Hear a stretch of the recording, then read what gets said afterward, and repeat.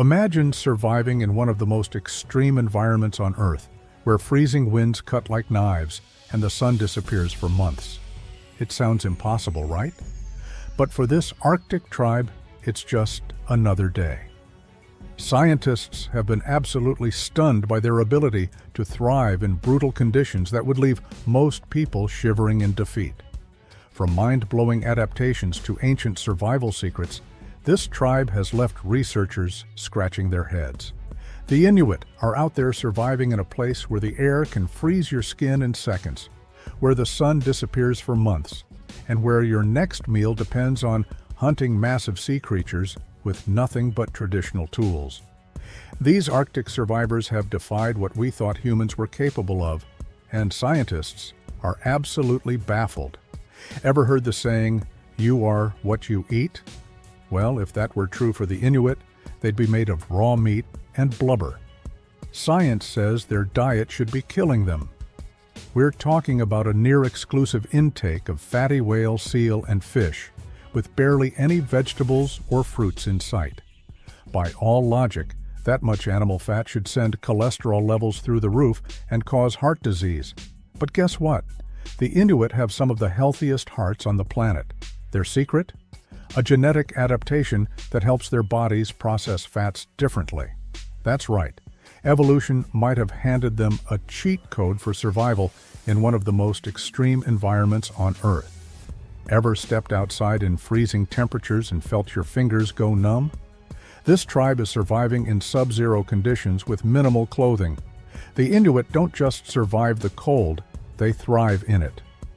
Scientists have discovered that their bodies generate heat differently from most humans. Their metabolism is turbocharged, allowing them to stay warm even when the temperature dips to deadly levels. And their bodies are literally shaped for survival. Shorter limbs and stockier builds help them conserve heat. It's almost as if they were engineered for the Arctic, making researchers wonder just how deep these adaptations go. You've probably heard that the Inuit have dozens of words for snow, right? Well, that's just the tip of the iceberg, pun intended. Their language, Inuktitut, actually shapes how they see the world.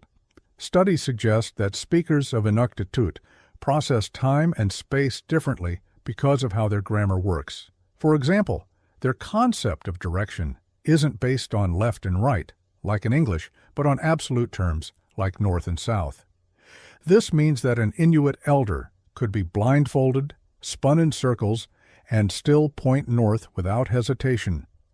Scientists still don't fully understand how this works, but one thing is clear: the Inuit have a connection to their environment that goes beyond what we thought was possible.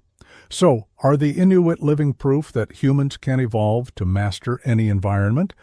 Or are they holding on to ancient knowledge that modern science has yet to understand? Let me know what you think in the comments, and don't forget to like and subscribe for more mind-blowing discoveries. The Inuit might have adapted to the harshest conditions on Earth, but their story isn't the only one that has left scientists speechless.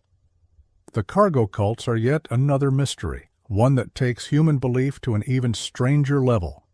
Imagine a group of people witnessing technology so advanced that it might as well be magic. Now, what if they started worshiping it? That's exactly what happened in the Pacific during World War II, leading to the birth of something absolutely surreal: the cargo cults. Here's how the story goes.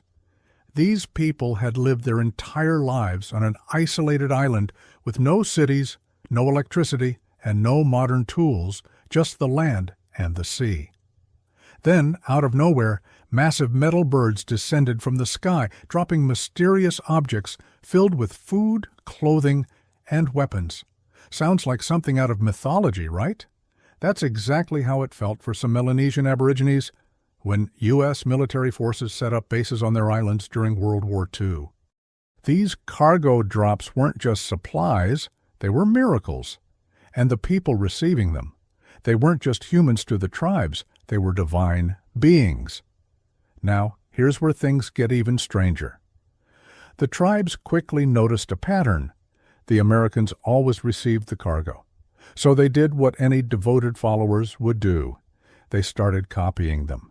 The Melanesians built wooden replicas of watchtowers, runways, and even airplanes, hoping to summon the cargo from the sky. They marched in formations, mimicked military drills, and even painted USA on their bodies, believing it was some kind of sacred symbol. But there was one small problem.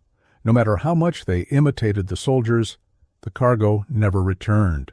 When the war ended, the U.S. military packed up and left, taking their supplies and their miracles with them. But for the tribes, this wasn't just an army leaving. It was their gods abandoning them. Some even believed the soldiers had stolen their deities, taking the cargo back to another world. Desperate to reconnect, they continued performing their rituals, waiting for the sky to open up once more. But the parachutes never came back. While modern anthropologists now use the term cargo cult to describe blind imitation for the people who lived it, this wasn't just a metaphor. It was a reality they couldn't escape. But the Melanesians weren't the only group to leave researchers stunned. Deep in the jungles of northeast India, the Naga tribe has a history so intense that it's almost hard to believe.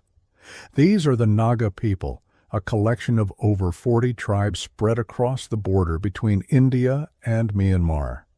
While they might seem like just another indigenous group living off the land, their past reveals something much darker, something that has fascinated and terrified outsiders for centuries. From ancient times to the present, the Naga have relied on hunting and agriculture to survive. But their hunters weren't just skilled, they were legendary. Stories tell of Naga warriors fighting tigers with their bare hands, a feat that cemented their status as some of the fiercest fighters in the region. Beyond their reputation in battle, the Naga are also highly skilled artisans, excelling in pottery and blacksmithing. Despite their warrior culture, their society wasn't entirely ruled by men. While men held authority, women weren't treated as servants. They had their own rights and responsibilities, particularly in managing households and raising children. One of the most fascinating customs in Naga families is their inheritance system. When the eldest son marries, the family home is passed down to him, while the parents move out and build a new house for themselves. For the most part, the Naga seem to lead quiet, self-sufficient lives. But this is where things take a shocking turn. Up until nearly the end of the 20th century, the Naga were infamous for one of the most brutal traditions ever recorded, headhunting. And this wasn't just about warfare. Taking an enemy's head was a rite of passage, a way to gain status and honor in the community. The more heads a warrior collected, the more respect he earned. His body was often covered in tattoos to show off his victories. These gruesome trophies were a symbol of power, a tradition so deeply ingrained that it had persisted for centuries. But as time went on, the world around them changed, and the practice of headhunting was eventually outlawed. Still, the stories of the Naga warriors live on, haunting the dense jungles where they once fought and conquered. The Naga might have left their violent past behind, but deep in the mountains of Papua New Guinea, the Yali tribe has captured the world's curiosity. Isolated from modern civilization, the Yali people live in the rugged highlands, far from the influence of technology and globalization. For decades, they remained a mystery, until one British explorer risked everything to meet them. What he found was unlike anything he had ever encountered before. And the story doesn't end there. Across the world, from the frozen wilderness of Siberia to the blazing plains of Africa, indigenous groups have defied the odds, surviving in extreme conditions while preserving their ancient traditions. Whether through genetic adaptations, spiritual practices, or sheer resilience, these tribes continue to challenge what we think we know about human survival and evolution. However, they face a world of secrecy. Their secrecy extends to many aspects of their rituals, keeping much of their culture a mystery. What is widely known, though, is their striking approach to personal adornment. Body modifications, intricate scars, floral patterns, and herbal decorations are a key part of their identity. Among the most distinctive traditions is the practice of wearing large clay lip plates, particularly among Suri women. These plates, sometimes reaching astonishing sizes, symbolize beauty and social status. The process involves knocking out the lower front teeth, creating an opening in the lip, and gradually increasing the plate size over time. According to tradition, the larger the plate, the higher the woman's perceived beauty, and the greater the dowry her father receives in cattle. While this may seem extreme to outsiders, Suri women take great pride in this tradition, viewing their bodies as canvases for artistic expression. To them, each scar, painting, and lip plate is not just decoration. It is a symbol of identity, resilience, and cultural pride. Moving from the Suri to their neighbors, the Mursi tribe of Ethiopia, the striking tradition of lip plates continues, but with an added edge. The Mursi tribe is unlike any other, and their traditions leave outsiders both fascinated and intimidated.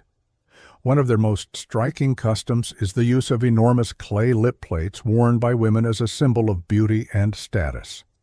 These discs can reach astonishing sizes, stretching the lower lip far beyond what most people would believe possible.